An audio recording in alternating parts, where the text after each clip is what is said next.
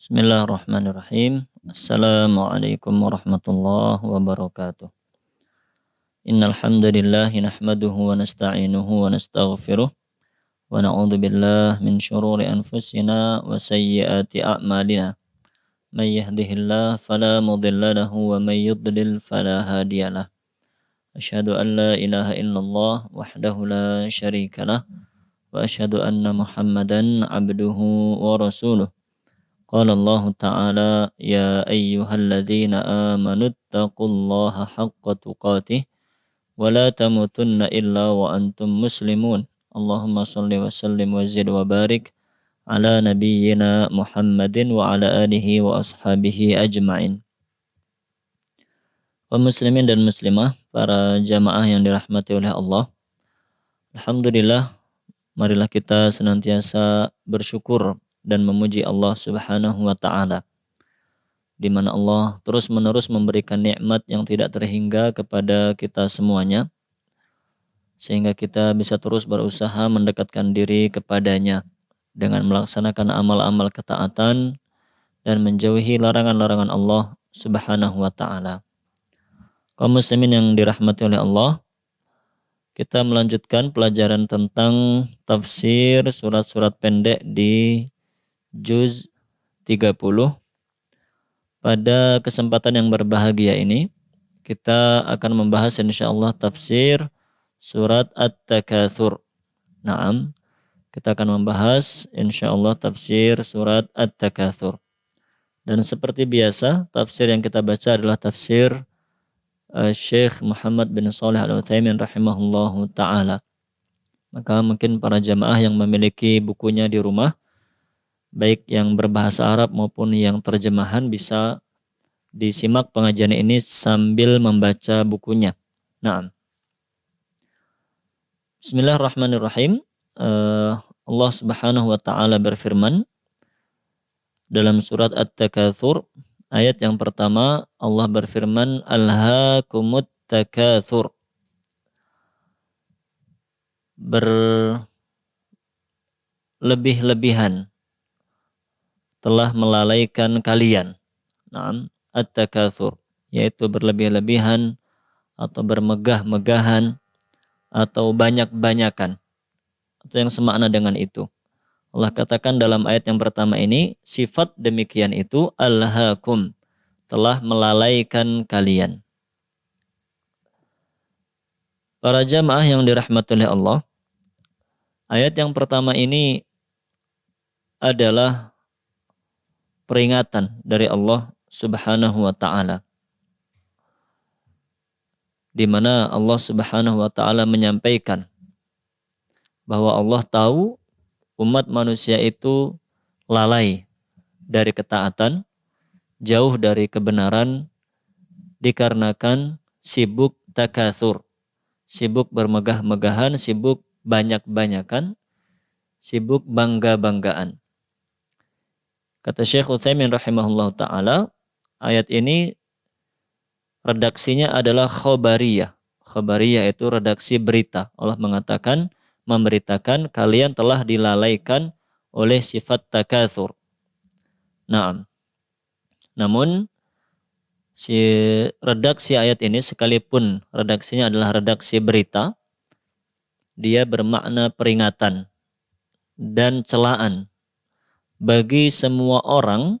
Naam, celaan bagi semua orang yang memiliki sifat demikian, yang lalai dari ketaatan kepada Allah karena sibuk bermegah-megahan, sibuk banyak-banyakan, bangga-banggaan. Dan ini teguran untuk semuanya. Kita tidak perlu menuduh orang lain, tidak perlu menudingkan jari kita kepada orang lain ketika membaca ayat seperti ini. Sebaliknya justru kita bermuhasabah, kita memperbaiki diri kita dan berusaha menghilangkan sifat seperti itu dari diri kita masing-masing.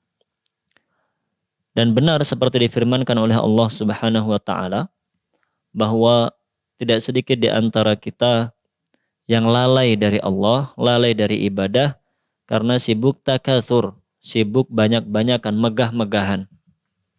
Ada yang sibuk memperbanyak harta, menumpuk-numpuk harta. Naam, demi bisa memiliki harta yang banyak. Harta yang di sini saya maksud pertama adalah uang. Demi mendapatkan uang yang banyak, betapa banyak orang yang rela bekerja mati-matian, tidak kenal waktu, tidak kenal batas halal dan haram, yang penting bekerja sebanyak-banyaknya biar dapat uang yang banyak. Begitu pula tidak sedikit di antara hamba Allah yang dengan uangnya itu kemudian dia membeli benda-benda, membeli barang-barang yang sebenarnya dia tidak butuhkan.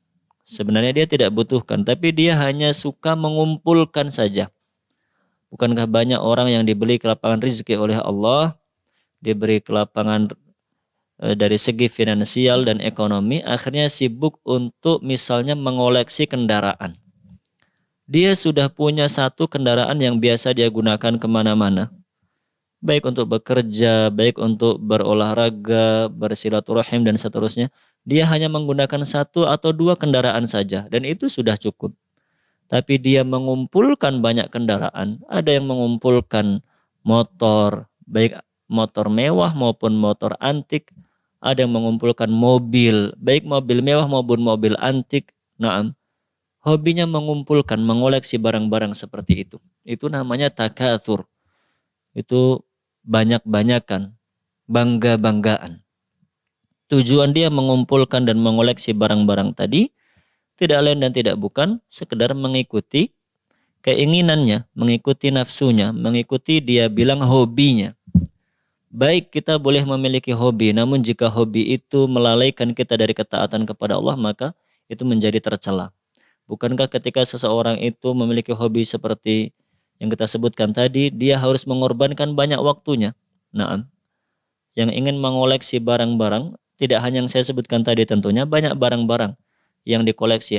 Kalau akhwat, kalau perempuan biasanya ada yang mengoleksi tas, berbagai merek dan model tas dikoleksi. Ada yang hobinya mengoleksi jam tangan, ada yang hobinya seterusnya, banyak sekali, tidak bisa disebutkan satu persatu. Tapi intinya kegiatan seperti itu menghabiskan waktu. Karena tentunya sebelum dia membeli barang itu, dia harus mencari. Nah, dia harus membaca baik membaca majalah, membaca koran, membaca website, nah, membaca iklan-iklan. Terus dia baca, dia kumpulkan informasi dari berbagai media, dan itu membutuhkan waktu yang tidak sedikit. Setelah dia baca info itu, dia kumpulkan. Setelah itu dia harus menghubungi penjual sana, dihubungi penjual sini, semua penjual dihubungi untuk apa? Untuk melihat mana harga yang paling bagus. Naam. Setelah itu dia harus tawar-menawar lagi harganya. Naam. Setelah deal, dia harus transaksi, mengambil barang, mengirim uang.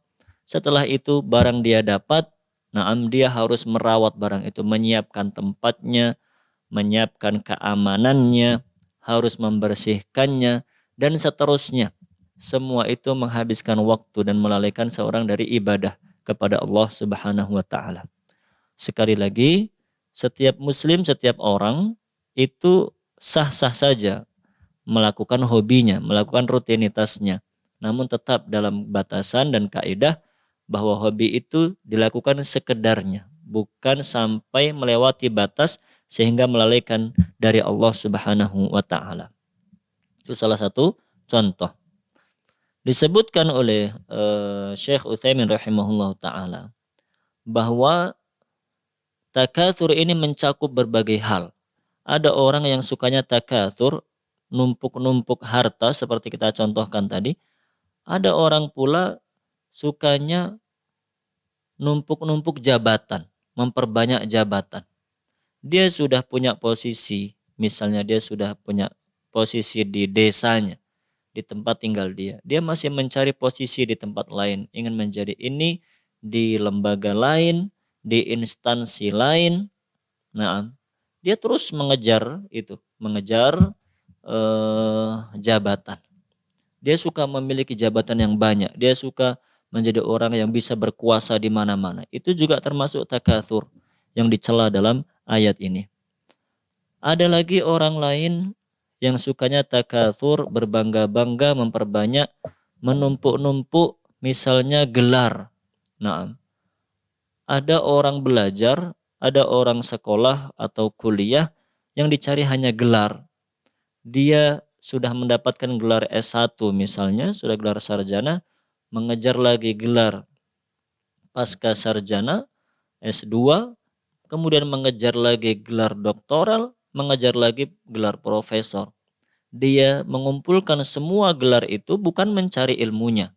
Yang dia inginkan adalah mengumpulkan gelar, biar memiliki gelar yang banyak dan dipandang hebat oleh orang lain. Dan tentunya semua gelar itu dia dapatkan dengan mengorbankan waktu yang tidak sedikit. Bertahun-tahun bahkan bisa puluhan tahun.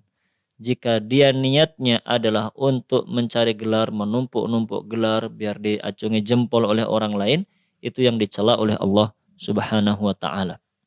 Namun jika ada yang belajar dan terus belajar dalam rangka untuk menimba ilmu, untuk mendakwahkannya kepada diri sendiri dan orang lain, maka tentunya ini adalah niat yang baik. Kita tidak membicarakan itu. Kita sedang memperingatkan diri kita masing-masing agar tidak suka menumpuk-numpuk, berbangga-bangga, bermegah-megahan dalam berbagai hal. Tadi bisa dalam harta, bisa dalam jabatan, bisa dalam gelar. Ada pula orang yang bangga-banggaan dalam anak keturunan. Dia punya anak 1, saya punya anak 2. Dia punya anak 3, saya punya anak 4. Semakin banyak anaknya semakin bangga. Apalagi kalau di antara anaknya banyak yang menjadi orang-orang yang mapan. Orang-orang mapan dalam segi ekonomi. Dia akan sangat bangga. Dia akan sangat senang dengan semuanya itu. Dia terus mengejar. Yang demikian akhirnya membuat dia lalai dari Allah Subhanahu wa taala. Nah, para jamaah yang dirahmati oleh Allah Subhanahu wa taala. Intinya, ayat yang pertama ini, para jamaah yang dirahmati Allah, ini adalah peringatan dari Allah bagi semua orang. Bagi semua orang muslim maupun muslimah. Allah mengabarkan bahwa siapa yang memiliki sifat suka bermegah-megahan, suka banyak-banyakan, bangga-banggaan, akhirnya sampai membuat dia lupa dari Allah dan ketaatan kepadanya, maka itu adalah orang yang tercela. Kita harus menghindari sifat seperti itu.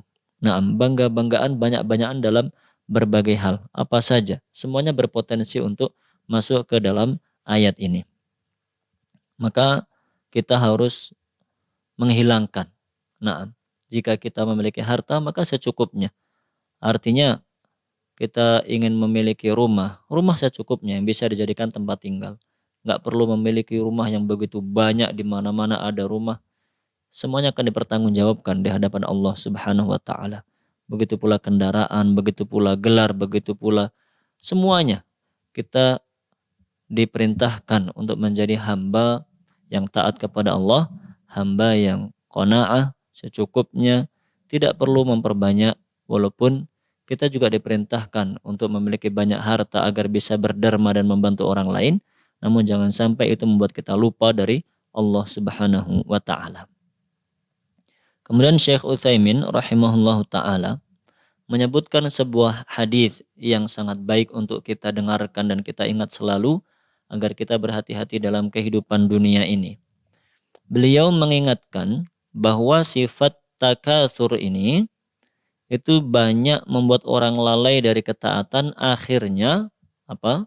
Akhirnya mereka sampai meninggalnya lupa, tidak beribadah kepada Allah Subhanahu wa taala, tidak taat kepada Allah Subhanahu wa taala, dan akhirnya menjadi penduduk neraka.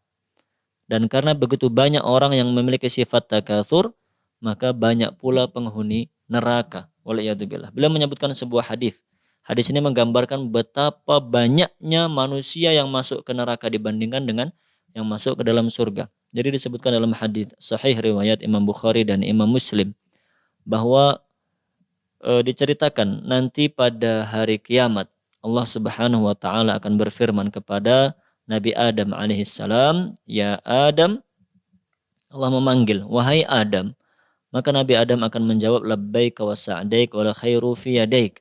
Aku datang ya Allah, aku mendengar panggilanmu, aku datang dan semua kebaikan ada di tanganmu ya Allah.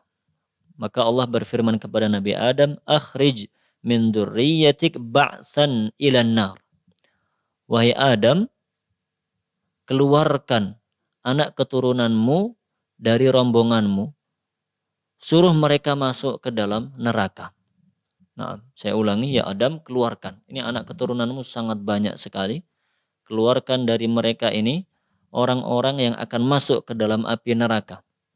Nah, maka Nabi Adam bertanya, wa ma ba'tsun nar? Siapakah mereka itu? Siapakah rombongan penghuni neraka itu ya Allah? Maka Allah berfirman, min kulli alfin tis'umi'atin wa tis'atin wa tis'atun wa tis'un. Yaitu sebanyak 999 orang dari setiap 1000 orang. Saya ulangi, Allah mengatakan setiap 1000 orang dari anak keturunanmu, ambil dari mereka 999 untuk masuk ke dalam neraka. Dan sisakan satu, dia yang akan masuk ke dalam surga. Hadis sahih riwayat Imam Bukhari dan Imam Muslim. Para jamaah yang dirahmati Allah, sebuah hadis yang harus menjadi peringatan bagi kita semuanya, bahwa hampir semuanya dari 1000 orang itu masuk ke dalam neraka. Yang masuk surga hanya 1 orang saja.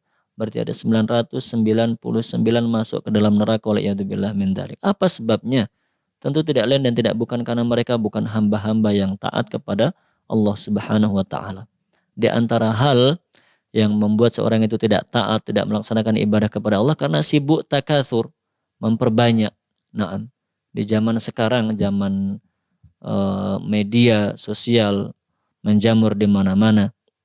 Orang sibuk mencari subscriber, sibuk mencari penonton, sibuk mencari jumlah like terbanyak, sibuk mencari jumlah komen terbanyak, dan seterusnya. Itu takatsur. Itu sifat banyak-banyakan, bangga-banggaan. Subscriber saya sudah segini, yang menonton video saya sudah segini, yang mengacungi jempol sudah segini. Itu sibuk dengan hal-hal demikian, akhirnya lupa dari ketaatan kepada Allah Subhanahu wa taala. Ingat dan dengarkan, hayati hadis tadi, bahwa nanti pada hari kiamat Nabi Adam akan mengeluarkan 999 orang dari setiap 1000 orang. Dibawa kemana? Dipersilahkan masuk ke dalam neraka, waliyadzubillah. Hanya 1 dari 1000 yang akan masuk ke dalam surga Allah Subhanahu wa taala. Nah, kemudian ayat yang kedua, Allah Subhanahu wa taala berfirman, hatta zurtumul maqabir, sampai kalian menziarahi kubur-kubur. Maksudnya sampai kalian masuk ke dalam kubur-kubur. Makna ayat ini adalah sampai kalian meninggal dunia. Jadi Allah mengatakan bahwa kalian itu akan terus dilalaikan dengan sifat takatsur dan tidak akan berhenti sifat tamak, sifat rakus seperti itu, kecuali kalau kalian sudah mati. Kalau sudah mati baru berhenti dari kerakusan duniawinya. Nah, maka ayat ini mengabarkan bahwa fitrahnya manusia itu majbul ala takatsur. Fitrahnya manusia itu mereka senang untuk numpuk-numpuk, untuk berbangga-bangga dan banyak-banyakan. Walaupun usia semakin bertambah. Bahkan kata Syekh Utsaimin, kullama izdada bihil kibar izdada bihil amal. Bahkan banyak di kalangan manusia, usia semakin bertambah justru angan-angannya semakin banyak juga. Naam, keinginannya semakin banyak. Semakin tua bukan semakin taat kepada Allah, justru semakin banyak target dan cita-cita duniawinya. Pengen ini, pengen itu. Nah, maka ini sebuah sifat yang tercela. Allah mengatakan bahwa kerakusan manusia itu hanya akan pupus ketika sudah mati. Kalau masih hidup pasti ada saja yang diinginkan dan dicari oleh manusia itu. Maka Allah memperingatkan bahwa jangan demikian. Nah, sifat tamak itu, keinginan dan cita-cita itu harus diatur. Nah, harus diatur agar jangan sampai melalaikan kita dari ketaatan kepada Allah Subhanahu wa taala. Agar jangan sampai nanti sudah meninggal dunia baru menyesal. Dulu di dunia sibuk mencari harta, sibuk mengejar cinta, mungkin mengejar lawan jenis, mengejar jabatan, mengejar semuanya kesenangan-kesenangan duniawi, lupa beribadah kepada Allah. Nanti sudah meninggal baru menyesal dengan penyesalan yang tidak lagi bermanfaat. Nah, dan ayat ini para jamaah yang dirahmati Allah, Syekh Utsaimin mengatakan istadalla bihi Umar bin Abdul Aziz rahimahullah ala anna az-zair la budda an yarji' ila watanih. Ayat ini dijadikan dalil oleh Umar bin Abdul Aziz rahimahullah taala sebagai dalil. Nah, sebagai dalil yang menunjukkan bahwa alam kubur itu adalah alam yang sementara. Nah, alam kubur itu alam yang sementara. Dia bukan alam yang kekal abadi. Karena Allah menggunakan redaksi zurtum, sampai kalian menziarahi kuburan. Nah, dan yang namanya ziarah itu adalah waktu yang singkat. Kalau ada orang ziarah ke sebuah tempat, maka dia disebut ziarah jika dia berangkat dari tempat tinggalnya menuju tempat tersebut. Kemudian setelah beberapa waktu dia akan kembali lagi ke tempat asalnya. Itulah yang disebut dengan ziarah. Maka pertama, ayat ini zurtumul maqabir hatta zurtumul maqabir pertama menunjukkan bahwa betul dan benar adanya alam kubur. Naam, bahwa alam kubur itu benar-benar ada. Tidak seperti orang-orang yang mengatakan bahwa alam kubur itu tidak ada. Di kuburan tidak ada siksa, tidak ada nikmat. Kuburan orang hanya tidur, tidak diapa-apakan. Itu akidah yang kufur. Naam, kita meyakini ada alam kubur. Kemudian yang kedua, dengan ayat ini kita berdalil bahwa alam kubur itu hanya sementara. Alam kubur hanya sementara, dia bukan alam yang kekal abadi seperti alam akhirat. Karena suatu saat kita semua akan dibangkitkan oleh Allah Subhanahu wa taala. Dan begitu pula yang ketiga kita simpulkan dari ayat ini para jamaah yang dirahmati oleh Allah. Kita simpulkan dari ayat ini bahwa alam kubur itu bukan persinggahan terakhir. Bukan tempat peristirahatan terakhir. Seperti yang dikatakan oleh sebagian kaum muslimin. Yang ini sebenarnya kata-kata yang mengikuti kata-katanya orang kafir. Orang-orang kafir mereka mengira bahwa tidak ada hari kebangkitan dan hari pembalasan. Makanya orang kafir mengatakan si A telah menuju tempat peristirahatan yang terakhir, maksudnya dikuburkan. Itu karena orang kafir tidak beriman kepada hari kebangkitan. Sedangkan orang Islam, Muslim dan Muslimah itu harus yakin bahwa hari kebangkitan itu benar-benar ada. Maka seorang Muslim tidak boleh mengatakan bahwa kuburan itu adalah tempat peristirahatan yang terakhir. Jika kata-kata itu dia ucapkan dengan keyakinan dari dalam hatinya bahwa kuburan adalah betul-betul tempat peristirahatan yang terakhir dan tidak ada alam akhirat setelahnya, maka bisa jadi kufur waliyadzubillah min dzalik. Namun jika itu dia katakan karena tidak tahu, dia hanya ikut-ikutan saja, maka harus kita ingatkan. Kalau orang tidak tahu, hanya dia mengikuti kebiasaan masyarakat, biasa disebutkan menuju peristirahatan yang terakhir, maka kita sampaikan kuburan itu bukan peristirahatan yang terakhir, dia adalah pintu menuju akhirat. Pintu menuju akhirat. Nah, Syekh Utsaimin rahimahullahu taala mengatakan, saya bacakan kata-kata beliau terkait dengan hal ini. Wa bihadza na'rif.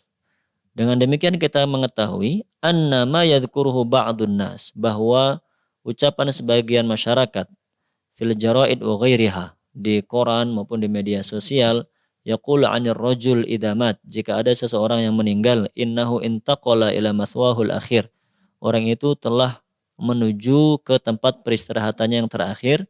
Inna hadza kalamun batilun wa kadhibun, ini adalah kata-kata yang batil dan kata-kata dusta. Li'annal qubura laysa hiyal mathwal akhir, karena kuburan itu atau alam kubur itu bukan peristirahatan yang terakhir. Bal "Law anna al-insan i'taqada madlula hadzal lafdhi la sara kafiran bil ba'tsi."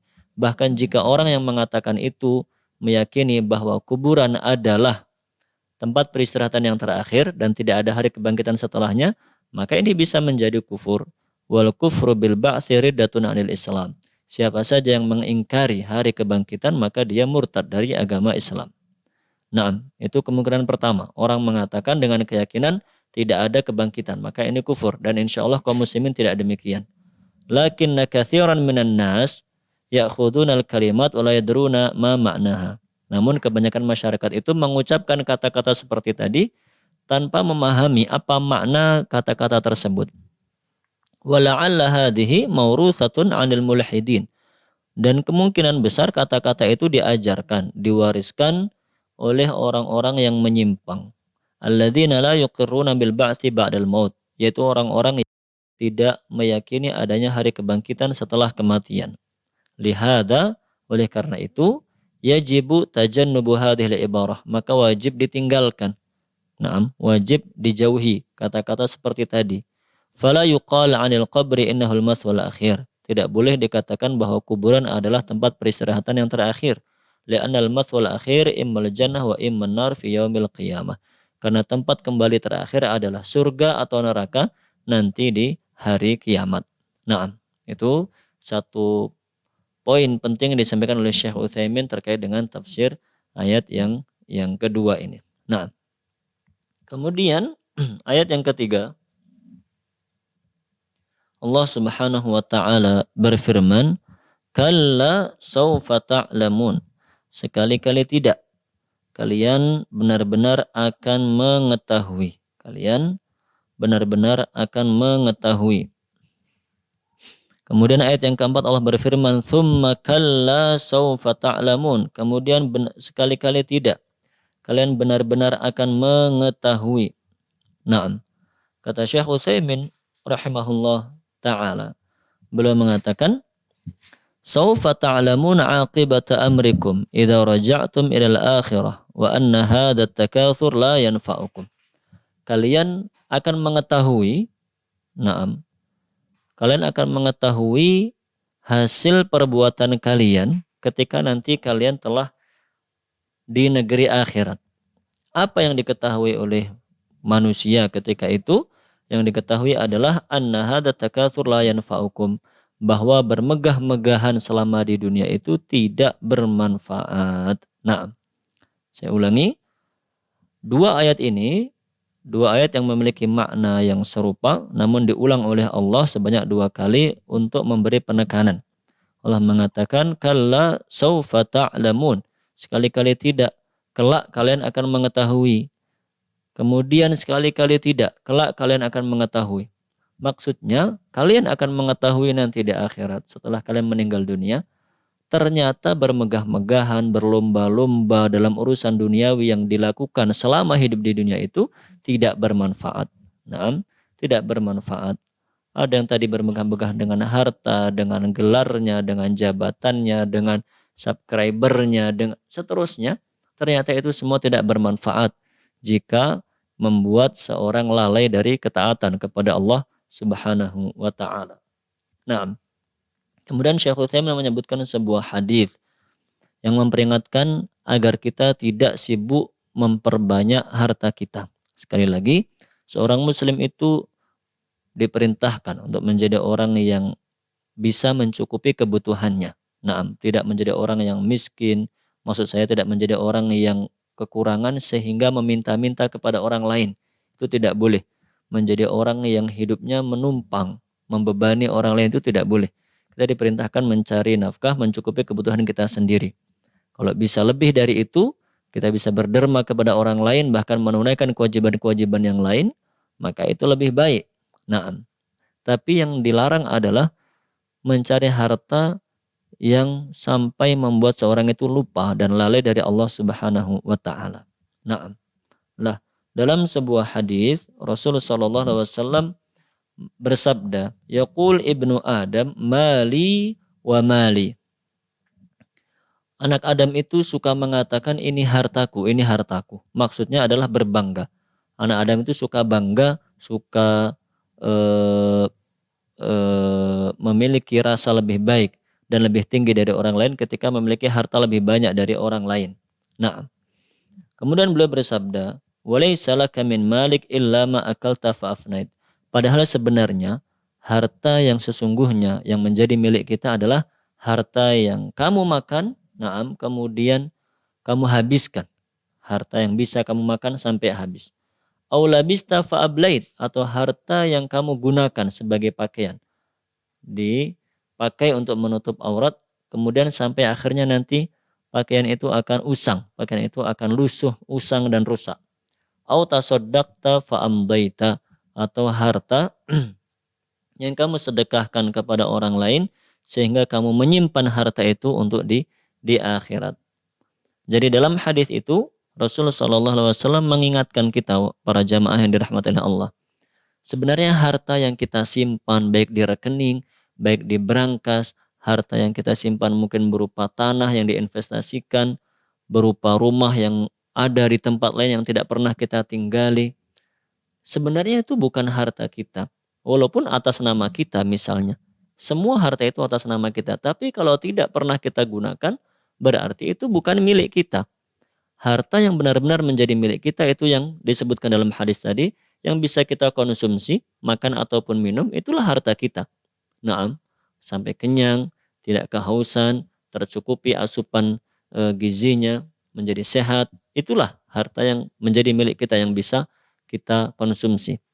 Atau bisa kita pakai berupa pakaian menutupi aurat, kendaraan bisa kita gunakan menuju tempat-tempat yang kita inginkan. Itulah harta yang sebenarnya. Nah, adapun yang hanya disimpan, dikoleksi, itu bukan harta kita karena kita sama sekali tidak pernah menggunakannya. Kita justru dimiliki oleh harta karena kita harus mengurus harta-harta yang kita koleksi itu. Dan yang lebih baik dari itu kata beliau, harta yang disedekahkan. Harta yang kita simpan untuk akhirat. Kita berikan kepada orang membutuhkan, orang fakir, orang miskin, orang sakit, dan seterusnya. Kita berikan kepada mereka yang membutuhkan. Itulah harta yang sesungguhnya. Di dunia bermanfaat, di akhirat lebih bermanfaat. Apa manfaat bersedekah di dunia? Sangat banyak sekali. Bersedekah itu membersihkan harta kita. Nah, bersedekah itu membuat kita dicintai oleh orang lain sehingga tidak ada orang membenci dan memusuhi kita. Sedekah itu membuat kita menjadi memiliki banyak teman dan seterusnya. Keuntungan-keuntungan duniawi yang tidak terbatas. Ditambah lagi nanti keuntungan di akhirat. Maka tinggal kita pilih para jamaah. Kalau sudah capek mengumpulkan harta, mau diapakan harta itu? Apakah hanya disimpan saja, dikoleksi saja? Nah, ternyata tidak pernah dipakai sampai meninggal dunia, berarti itu sama sekali tidak bermanfaat. Dunia tidak bermanfaat, di akhirat tidak bermanfaat. Atau kita manfaatkan untuk kepentingan duniawi, dikonsumsi, dipakai, naam, itu juga bagus, naam. Apalagi jika kita pakai untuk beribadah kepada Allah Subhanahu wa taala.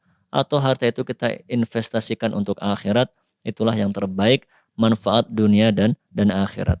Dan para jamaah yang dirahmati oleh Allah, kita harus selalu ingat bahwa harta itu baik kita gunakan ataupun tidak kita gunakan, nanti tetap di akhirat kita akan diminta pertanggungjawaban oleh Allah Subhanahu wa taala. Saya ulangi, harta yang kita kumpulkan itu baik kita sempat menggunakan ataupun tidak sempat menggunakan, nanti sama di akhirat kita akan diminta pertanggungjawaban oleh Allah Subhanahu wa taala. Nah, maka kalau kita mau menyimpan, mau berinvestasi, itu bagus. Tapi jangan terlalu banyak. Simpan dan investasikan secukupnya. Nah, hanya untuk jaga-jaga saja. Selebihnya kita gunakan. Agar kita memanfaatkan di dunia, dalam ketaatan kepada Allah, nanti bisa dipertanggungjawabkan di hadapan Allah Subhanahu wa ta'ala. Nah, daripada kita menumpuk-numpuk di dunia nggak pernah dipakai, nggak pernah dimanfaatkan, tapi di akhirat ditanya oleh Allah Subhanahu wa ta'ala. Maka jangan suka menumpuk-numpuk harta sampai lalai. Jika memiliki kelebihan dan sudah memiliki investasi yang dipandang cukup, maka sedekahlah kepada orang lain, berdermalah kepada orang lain. Nah, kemudian Allah Subhanahu wa taala berfirman Dalam ayat yang keempat, kalla law ta'lamuna ilmal yaqin. Sekali-kali tidak, sekiranya kalian mengetahui dengan pasti. Sekali-kali tidak, sekiranya kalian mengetahui dengan pasti. Maksudnya adalah haqqan law ta'lamuna ilmal yaqin. Pasti jika kalian mengetahui dengan sebenar-benarnya, la'araftum annakum fi dhalal. La'araftum annakum fi dhalal. Pasti kalian akan tahu bahwa kalian berada di dalam kesesatan. Walakinnakum la ta'lamuna ilmal yaqin. Tapi sayangnya kalian tidak tahu. Li'annakum ghafiluna lahuna fi hadhihi dunya. Karena kalian lalai di dunia ini. Law alimtum ilmal yaqin la'araftum annakum fi dhalal wa fi khata'in 'adzim. Kalau kalian benar-benar mengetahui, maka kalian pasti akan tahu bahwa di dunia siapa saja yang suka bermegah-megahan, mewah-mewahan, numpuk-numpuk harta dunia, lupa beribadah, itu benar-benar berada dalam kesalahan yang besar. Nah, jadi Allah mengatakan di sini kalla law ta'lamuna ilmal yaqin, bahwa Allah mengatakan seandainya kalian itu sadar, begitu mungkin bahasa sederhananya.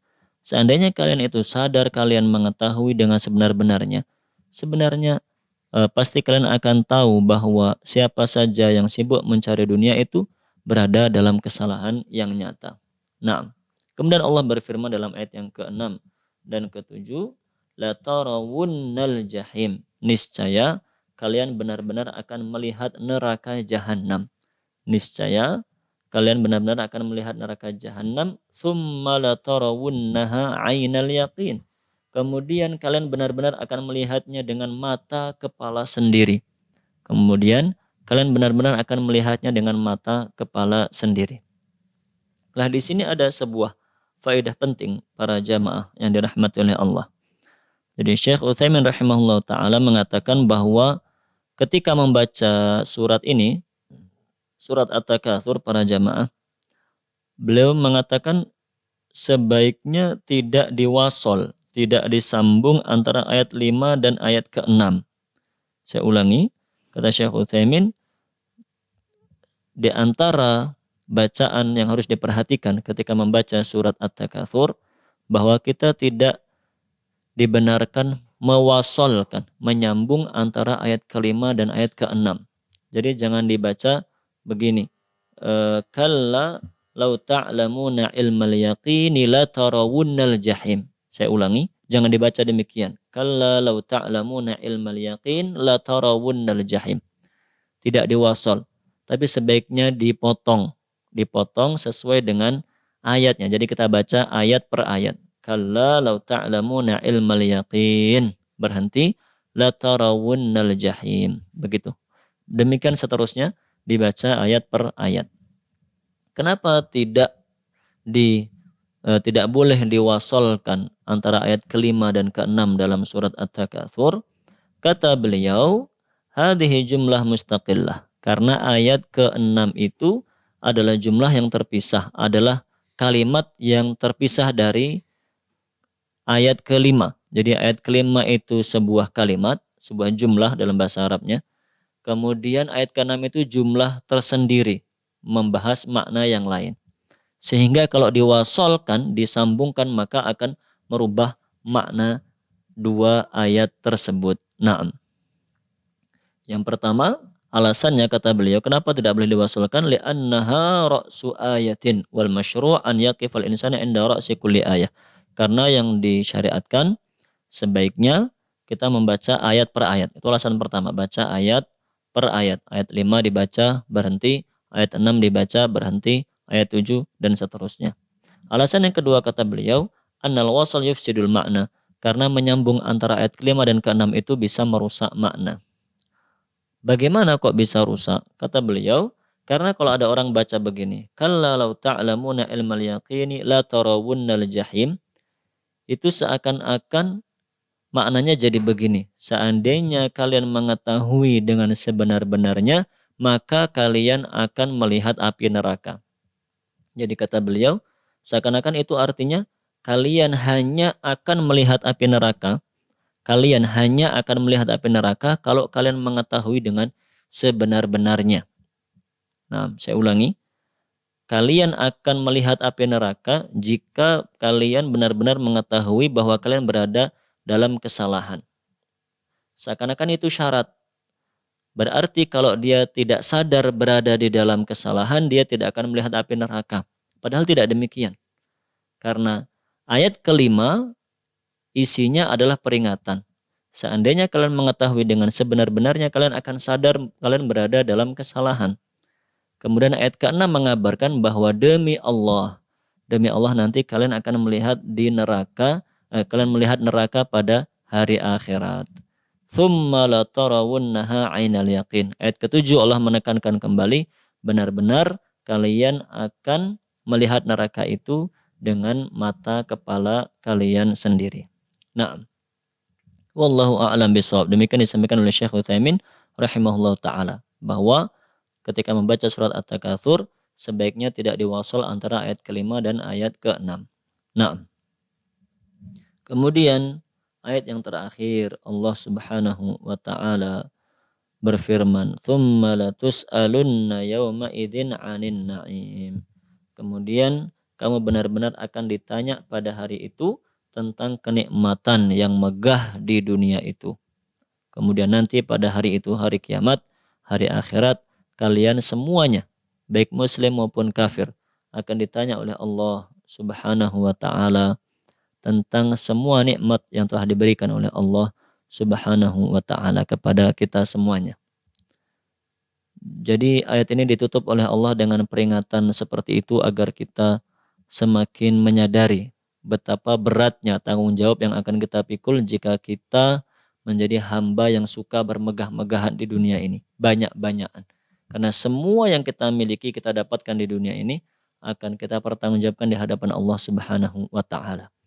Orang yang mau memiliki banyak nikmat di dunia ini, dia harus siap nanti di akhirat akan ditanya oleh Allah Subhanahu wa taala. Naam. Bahkan disebutkan dalam sebuah hadis. Jadi dikisahkan bahwa suatu malam Rasulullah Shallallahu alaihi wasallam keluar dari rumah beliau karena merasa lapar. Jadi keluar dari rumah tidak bisa tidur karena lapar. Ternyata di jalan bertemu dengan Abu Bakar dan Umar radhiyallahu anhuma, dan ternyata keduanya pun sama-sama keluar dari rumah karena juga merasa lapar seperti yang dirasakan oleh Rasul Shallallahu alaihi wasallam. Jadi ada 3 orang yang paling mulia, yaitu Rasul Shallallahu alaihi wasallam, Abu Bakar dan Umar radhiyallahu anhuma, yang pada malam itu tidak bisa tidur karena merasa lapar, perutnya keroncongan. Akhirnya datanglah beliau semuanya ke rumah salah seorang sahabat Ansar radhiyallahu anhu, dan singkat cerita kemudian beliau-beliau semuanya dijamu. Nah, dijamu dengan dengan kurma, dijamu dengan minum air susu, dijamu dengan daging kambing. Maka setelah selesai makan, selesai minum, semuanya kenyang, maka Rasulullah Shallallahu alaihi wasallam mengingatkan kepada semua yang hadir di situ, baik Umar maupun Abu Bakar dan sahabat Ansar beserta keluarganya radhiyallahu anhum jami'an. Rasul sallallahu alaihi wasallam bersabda, "Walladzi nafsi biyadih," demi Allah yang memegang jiwa ragaku, "latus'alunna an hadan na'im yaumal qiyamah." Benar-benar nanti pada hari kiamat kalian akan ditanya oleh Allah tentang nikmat ini. Nikmat yang baru saja kita dapatkan. Nah, dihidang, dijamu oleh pemilik rumah sedemikian rupa, kalian nanti akan ditanya oleh Allah tentang nikmat-nikmat ini. Akhrajakum min buyutikumul ju'. Kalian keluar dari rumah karena merasa lapar. Tsumma lam tarji'u hatta asabakum hadan na'im. Kemudian kalian pulang dalam keadaan mendapatkan nikmat yang sangat banyak ini. Naam. Dalam riwayat yang lainnya, hadza walladzi nafsi biyadih. Sesungguhnya demi Allah Subhanahu wa taala, minan na'imil ladzi tas'aluna anhu yaumil qiyamah. Ini adalah nikmat yang kalian akan ditanya pada hari kiamat nanti. Tus'aluna anhu yaumil qiyamah. Dhillun barid, tempat berteduh yang nyaman. Wa rutabun thayyib, dan kurma yang lezat. Wa ma'un barid, dan air minum yang dingin. Semua itu akan ditanya oleh Allah Subhanahu wa taala. Maka kaum muslimin dan muslimah yang dirahmati oleh Allah, tentunya pertama kali saya menasihati diri pribadi dan semoga pula ini bermanfaat bagi para jamaah sekalian, bahwa semua yang kita dapatkan dan kita miliki di dunia akan kita pertanggungjawabkan di hadapan Allah Subhanahu wa taala. Maka kita diperintahkan menjadi hamba yang berkecukupan di dunia ini, cukup untuk kebutuhan pokok, cukup untuk beribadah, namun jangan sampai dalam usaha kita mencari dunia sampai membuat kita lupa dari Allah Subhanahu wa taala. Ibadah tetap utama. Naam, kita harus mencari nafkah, mencari kecukupan, tapi ibadah adalah tetap yang paling utama. Waktunya sholat tetap harus sholat. Waktunya puasa tetap harus puasa. Waktunya berbakti kepada orang tua tetap harus berbakti kepada orang tua, dan seterusnya. Jangan sampai kita lupa dari Allah Subhanahu wa taala. Naam. Demikian, semoga menjadi ilmu yang bermanfaat. Dan sebelum saya akhiri, ada pertanyaan terkait dengan pembahasan sebelumnya, yaitu ketika kita membahas tafsir surat Al-Humazah, di mana dalam surat Al-Humazah itu Allah menyebutkan beberapa sifat tercela. Di antaranya adalah mencela dengan lisan maupun mencela dengan gerakan-gerakan tubuh yang lainnya. Itu semua dicela oleh Allah Subhanahu wa taala.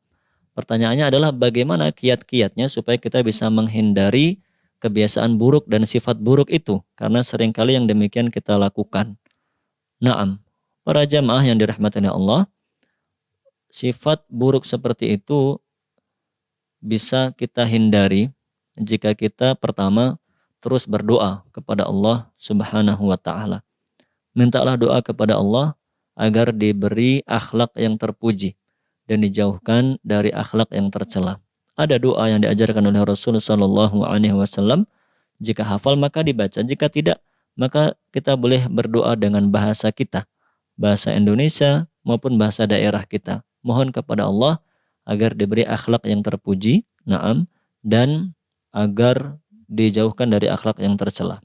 Yang kedua, agar kita bisa menghindari akhlak yang jelek seperti itu, akhlak yang tercela, yang bisa kita lakukan adalah dengan menjauhi orang-orang yang biasa melakukannya. Jika kita tahu ada orang-orang yang tidak bisa menjaga lisannya, ada orang-orang yang suka menyakiti hati orang lain dengan perbuatan-perbuatannya, maka jangan bergaul dengan orang seperti itu. Artinya kita berusaha menjaga diri, membatasi interaksi dengan orang seperti itu. Jika darurat dan ada kebutuhan maka tidak apa-apa, tapi setelah selesai kebutuhannya langsung menjauhkan diri kita dari orang seperti itu agar tidak tertular kebiasaan buruk yang ada pada dirinya. Nah, kemudian di antara usaha pula yang harus kita lakukan adalah dengan membaca ayat maupun hadis yang memperingatkan dampak negatif dari akhlak yang tercela. Agar dengan itu kita selalu ingat dan termotivasi untuk menjauhi akhlak-akhlak yang tercela. Demikian, wallahu a'lam bishawab.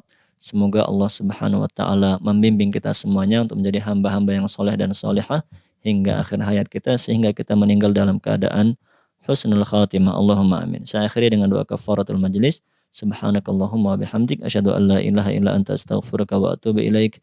Wa sallallahu ala nabiyyina Muhammadin wa ala alihi wa sahbihi ajmain. Tsumma assalamu alaikum warahmatullahi wabarakatuh.